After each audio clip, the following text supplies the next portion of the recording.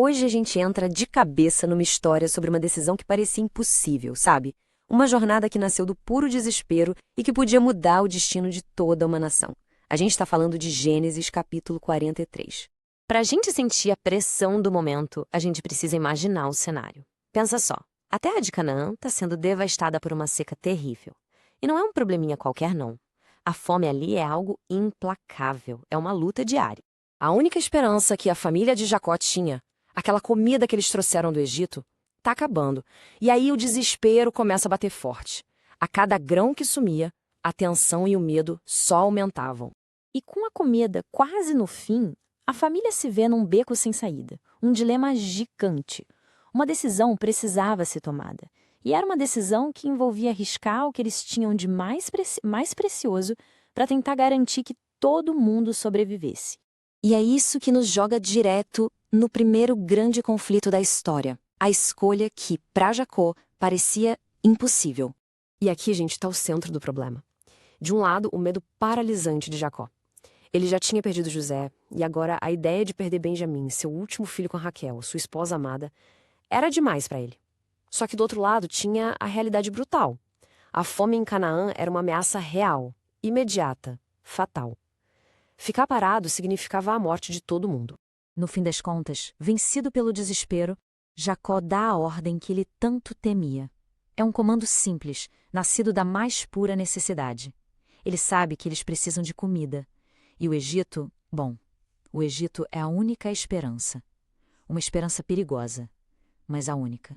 Só que aí Judá entra na conversa com um banho de água fria, de realidade. Ele lembra o pai daquela condição que não tinha negociação imposta pelo governador do Egito. Sem o Benjamim, a viagem seria inútil. Eles nem iam conseguir ver o rosto do homem. A porta para a sobrevivência estava trancada e a única chave era o Benjamim.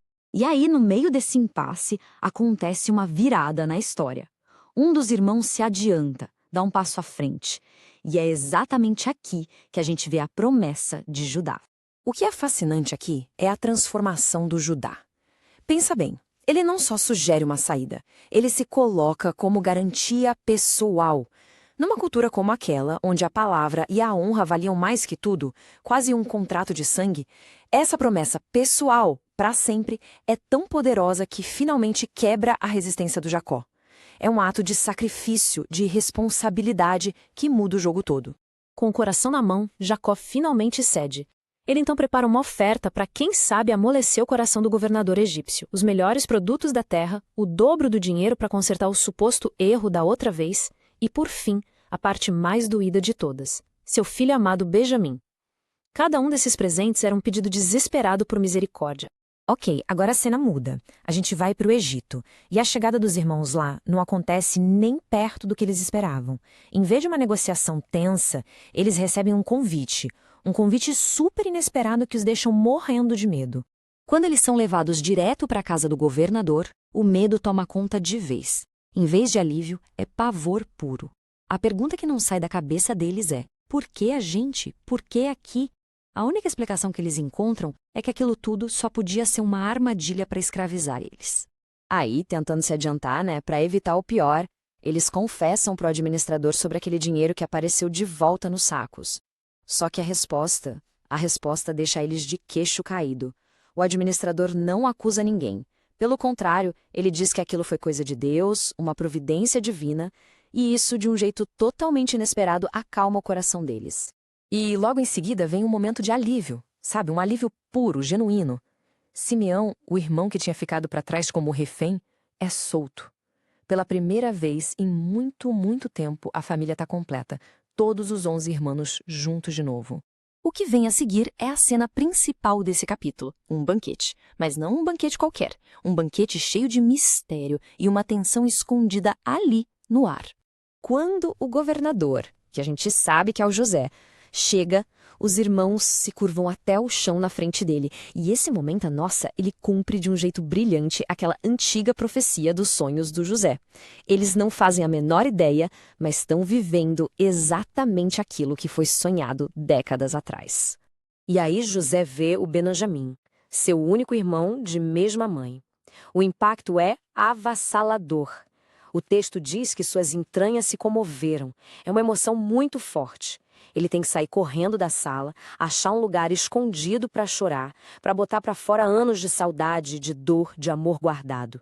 Só depois de se recompor é que ele consegue voltar para a festa.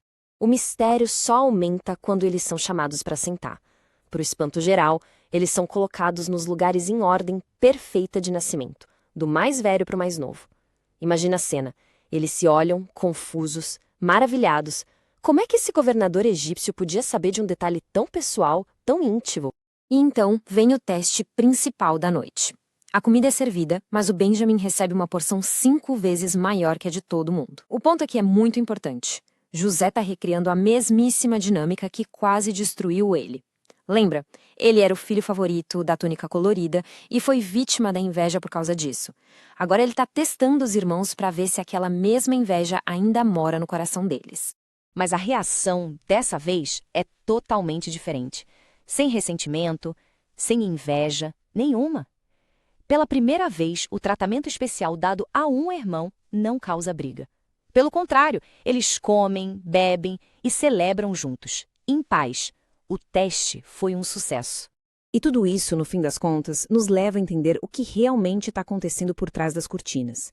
Existe um plano muito, mas muito maior em ação. A fome, o medo, aquele dinheiro misterioso, os testes. Olha, nada disso foi por acaso.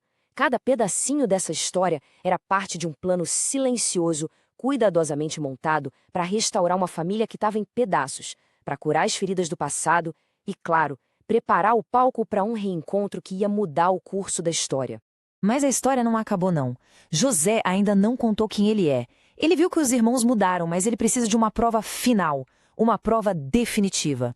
E por isso ele prepara um último teste, o mais surpreendente e o mais difícil de todos. E isso nos deixa com uma pergunta no ar. Diante da prova mais difícil da vida deles, será que eles vão falhar de novo?